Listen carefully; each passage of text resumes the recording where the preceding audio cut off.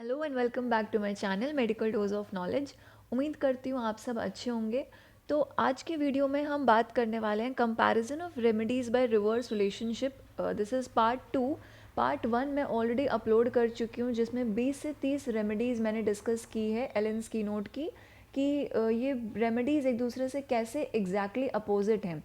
तो ये पार्ट 2 है वीडियो का। इसमें भी मैं कुछ 20 से 30 रेमेडीज़ की बात करूँगी कि how they are exactly opposite from each other. So अगर आपने मेरे चैनल को सब्सक्राइब नहीं किया है तो प्लीज़ फटाफट से सब्सक्राइब कर दीजिए and please press the bell icon, ताकि अगर फ्यूचर में मैं जो भी वीडियोस अपलोड करूं तो उसका नोटिफिकेशन आप तक तुरंत पहुंच जाए। सो बिना टाइम वेस्ट किए लेट्स स्टार्ट द वीडियो। सो पहला सिम्टम है symptoms appear and disappear rapidly. ये देखा जाता है petroleum, belladonna and magnesium phosphate. तो सिम्टम्स अपीयर और डिसअपीयर रैपिडली का मतलब क्या होता है कि सिम्टम्स इसके आते भी फटाफट हैं और चले भी जाते हैं फटाफट। ठीक है, जल्दी से आएंगे और जल्दी से चले जाएंगे। तो ये पेट्रोलियम, बेलेडोना और मैगफॉस का सिम्टम है। वहीं अगर हम प्लैटिना और स्टैनम मेटेलिकम को देखें तो pains begin lightly and increase gradually to the highest point and then gradually decline. Platina और स्टैनम मेटेलिकम में क्या होता है कि इसका पेन लाइटली शुरू होता है, मतलब हल्का हल्का दर्द शुरू होगा और फिर हाईएस्ट पॉइंट तक बढ़ेगा, मतलब एकदम पीक पर इसका दर्द पहुंच जाएगा और फिर वो ग्रेजुअली डिक्लाइन करेगा, मतलब फिर धीरे धीरे धीरे धीरे कम होगा। लेकिन पेट्रोलियम, बेलेडोना और मैगफॉस में क्या होता है कि पेन, इसकी जो भी सिम्टम्स होते हैं वो आते भी जल्दी हैं और चले भी जाते हैं फट से। Then next symptom is pain extend from other part to back. Sepia, sepia में क्या होता है कि जो भी इसके दर्द होते हैं वो किसी भी पार्ट से एक्सटेंड करते हैं, कहाँ तक? बैक तक, हमारे पीछे बैक जो होता है वहाँ पे एक्सटेंड करते हैं इसके पेन। और सबीना में क्या होता है? Pain extend from sacrum to pubis. Sacrum और प्यूबिस हमारा पेल्विक गर्डल की बोन्स हैं। पेल्विक गर्डल 3 बोन से मिलके बना है, सैक्रम और 2 हिप बोन्स। तो यही बोल रहा है कि सैक्रम से प्यूबिस तक इसका पेन एक्सटेंड होता है। एनाटॉमी में you have studied about sacrum and pubis, तो there is no use of in detailing much about this. The next symptom is sweat when he sleeps, stops when he wakes. Thuja, तो thuja का क्या होता है कि इस जब ये सोता है तो इसको पसीना आता है और जब ये उठ जाता है तो इसके पसीना नहीं होता है। सैम्बकस निग्रा में क्या होता है? Profuse sweat over entire body during waking hours. Sambucus nigra के जो पेशेंट होते हैं इनके जो पसीना होता है इनको जागते टाइम पे आता है। Next, faint and weak, especially when going downstairs, can go up well enough. Sternum and borax, तो sternum और borax के पेशेंट क्या होते हैं, जब वो नीचे उतर रहे होते हैं स्पेशली सीढ़ियों से, तो फिर उनको क्या सा बेहोशी सा महसूस होता है, चक्कर चक्कर जैसा लगता है और वीकनेस उनको होती है। ठीक है, थकान महसूस होती है, लेकिन वो सीढ़ियाँ ऊपर आराम से चल सकते हैं।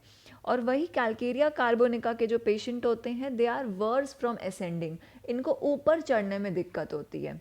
ठीक है, now next, can not keep from falling asleep in the evening while sitting or reading hours before bedtime and awakes at 3 or 4 am.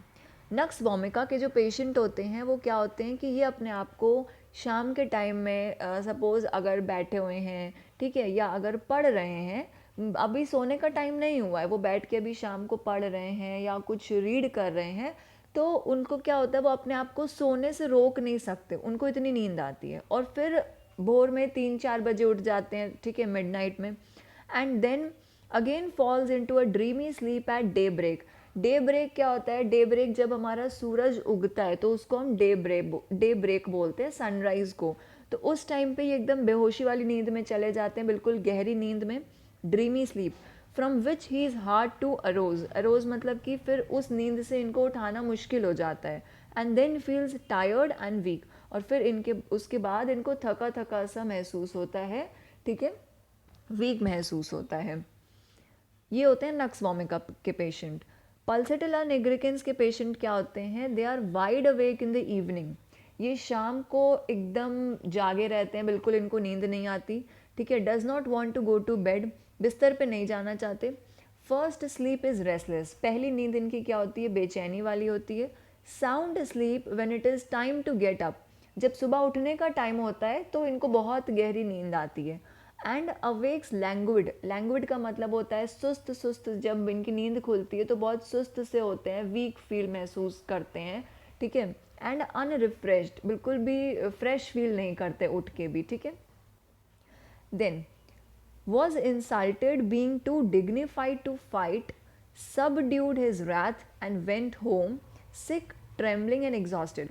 स्टैफी सिजेरिया के जो पेशेंट होते हैं, क्या होता है कि अगर इनकी इंसल्ट की गई है या फिर अगर कहीं लड़ाई हो रही है स्टैफी सिजेरिया और किसी और के बीच में, तो जो स्टैफी सिजेरिया के पेशेंट होते हैं ना, इतना ज़्यादा ये दे आर काम, ठीक है, इतने काम होते हैं और बहुत ही इनके अंदर इतनी गरिमा, डिग्निफाइड मतलब होता है कि बहुत गरिमा होती है इनके अंदर, सम्मानजनक होते हैं कि अगर लड़ाई भी हो रही है कहीं तो उस लड़ाई में वो बिल्कुल भी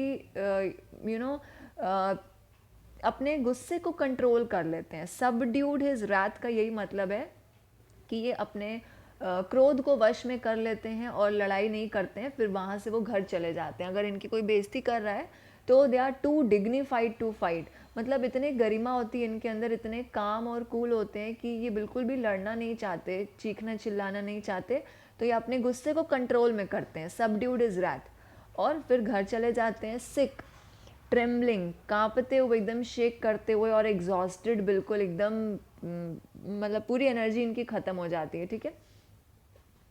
देन नक्स वोमिका वही उल्टे होते हैं, एकदम opposite. Dispose to be quarrelsome, spiteful, malicious, nervous and melancholic. Nux vomica के जो पेशेंट होते हैं वो कैसे होते हैं? दे आर कॉरलसम, एकदम लड़ाके और झगड़ालू किस्म के होते हैं। स्पाइटफुल होते हैं, मतलब they want to harm others, दूसरों को कष्ट पहुंचाना चाहते हैं, उनको मज़ा आता है दूसरों को हार्म पहुंचाने में। मेलिशियस भी वही होता है कि दूसरों को एम्बैरस करने में, उनको हर्ट करने में इनको अच्छा लगता है, they want to hurt others. Nervous and melancholic, बेचैन होते हैं, and they are sad. Next is convulsion during dentition with no increase in temperature, Zincum. Zincum के जो पेशेंट होते हैं, कन्वर्जन्स आते हैं उनको डेंटेशन के टाइम पे, जब दांत आ रहे होते हैं बच्चों के, तो क्या होता है? कन्वर्जन। कन्वर्जन होता है हमारा इनवॉलेंट्री कॉन्ट्रैक्शन होता है, मस्कुलर, जब कॉन्ट्रैक्शन रिलैक्सेशन इनवॉलेंट्री हो जाता है, हाथ पैर शेक करने लगते हैं, that is convulsion. And with no increase in temperature, इस टाइम पे इनका टेम्परेचर नहीं बढ़ता है, मतलब फीवर नहीं होता है। और वही बेलेडोना के जो पेशेंट्स होते हैं, there is convulsion during, sorry there is a mistake, conversion during teething with fever. इनको कन्वर्जन होता है टीथिंग के टाइम पे, बट उसके साथ साथ बुखार भी आता है। Then next, sweat on all parts except over head. Thuja के जो पेशेंट होते हैं उनको हर जगह पसीना आता है, सिर्फ उनके सिर पर नहीं आता है। वही अगर सिलीशिया के जो पेशेंट होते हैं उनको सिर्फ और सिर्फ सिर पर ही स्वेटिंग होती है, sweating over head. Stannum, aggravation lying on right side. Stannum के जो पेशेंट होते हैं अगर वो राइट साइड पे लेटते हैं, दाईं तरफ लेटते हैं, तो फिर उनका एग्रीवेशन होता है, जो भी उनकी कंप्लेंट होती है वो बढ़ जाती है। और सल्फर के जो पेशेंट होते हैं, there is amelioration lying on right side. इनको दाईं तरफ लेटने से एमलरेशन मिलता है, मतलब इनको आराम मिलता है इनकी दिक्कत में। Then Iodum, aggravation from wrapping head. Iodum के जो पेशेंट होते हैं इनको अपना सर ढकने से क्या होता है? एग्रीवेशन होता है, सर नहीं ढक सकते अपना कैप या किसी मफलर या स्कार्फ वगैरह से, इनकी कंप्लेंट और बढ़ जाती है। वही हेपर सल्फ और सोरेनम जो होते हैं वो बहुत ही सेंसिटिव होते हैं, हाइपर सेंसिटिव पेशेंट होते हैं, ठंडी हवा बिल्कुल बर्दाश्त नहीं कर पाते, तो हमेशा ये फर कैप पहने रहते हैं, ठीक है। जो कैप आती है फर की, वो हमेशा ये पहने रहते हैं अपने सिर पे। Then baby cries all day, sleeps all night. Lycopodium के जो पेशेंट होते हैं वो पूरा दिन रोते हैं और पूरी रात सोते हैं आराम से। एंड वहीं जलापा और सोराइनम के जो पेशेंट होते हैं, दे क्राई ऑल नाइट, पूरी रात रोते हैं और दिन भर सोते हैं, तो एकदम अपोजिट है ये। Then phosphorus, cough going from warm to cold air. And Bryonia alba, cough going from cold to warm air. अब कैसे हम इंडिविजुअलाइज करेंगे पेशेंट को? अब कोई पेशेंट आ रहा है, उसको खांसी है, तो हमें कैसे पता करेंगे कि हमें फॉस्फोरस देनी है कि ब्राइनिया देनी है? तो इस सिम्टम से हम डिफ्रेंशिएट कर सकते हैं कि अगर कोई पेशेंट बोल रहा है कि डॉक्टर मैं अगर गर्म जगह से मैं अगर ठंडी हवा में जाता हूँ तो मेरी जो कफ है वो बढ़ जाती है, तो ये फॉस्फोरस का पेशेंट है कि अगर वो ठंडी हवा में जाता है तो उसकी कफ एग्रेवेट हो जाती है। वही ब्राइनिया का पेशेंट क्या बोलेगा कि मैं ठंडी जगह से गर्म रूम में जा रहा हूँ या गर्म हवा में जा रहा हूँ तो मेरी कंप्लेंट बढ़ रही है, तो मेरी खांसी बढ़ जाती है। तो ये ब्राइनिया का पेशेंट है। ऐसे हम अपनी रेमेडीज़ को इंडिविजुअलाइज कर सकते हैं। सो आज का वीडियो इतना ही था। नेक्स्ट वीडियो अगर आपको कोई आपका पसंद का टॉपिक है तो आप मुझे कमेंट सेक्शन में कमेंट कर सकते हो। And if you like this video, please do like share and subscribe. आप प्लीज़ वीडियो को लाइक कर दीजिए, कमेंट कर देना, and please subscribe my channel for more such videos. Thank you.